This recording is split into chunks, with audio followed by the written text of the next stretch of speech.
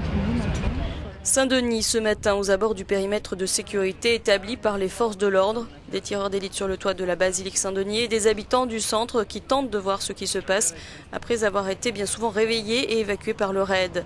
Selon le second témoin, les tirs et les fusillades ont commencé bien plus tôt que l'aube, dès 2 h du matin.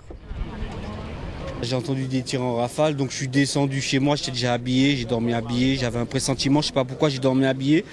Et je suis descendu, il y avait du monde un peu par ici où on se trouve, donc je me suis mis ici, c'était un peu sécurisé, je regardais ce qui se passait, là ça pète. La police nous a demandé de partir subitement, donc toute cette place où nous sommes tous là, ils l'ont vidée. J'habite l'immeuble juste à côté. À 2 h du matin, j'ai entendu un grand bruit exploser d'une bombe. 2 minutes après, j'ai entendu des bruits de tir entre les forces de l'ordre française, la GIGN et les membres du DH. Et puis ça tirait tellement fort qu'on s'est bloqué dans la salle de bain. Et par après, ça a duré de 2 h jusqu'à 3 h 30 du matin, ça n'a pas du tout arrêté. Et par après, je vis avec une amie.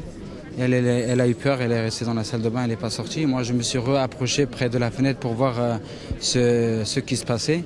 Et puis, j'ai entendu 7 coups de grenade.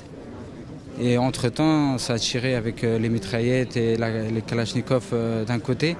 Notre témoin Mehmet est un réfugié kurde venant de Kobané. Il a tourné ces images. Kobané est la ville syrienne ayant résisté aux assauts de Daesh avant d'être la cible cet été de massacres. Il était visiblement sous le choc. La GIGN, ils m'ont fait sortir les mains en l'air jusqu'à ici. Et puis ils m'ont dit de lever les mains si je devais les descendre, qu'ils allaient me tirer dessus.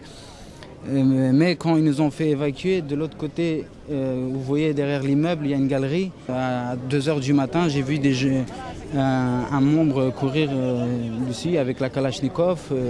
Et puis voilà, la police qui était là, et voilà, comme une scène de guerre.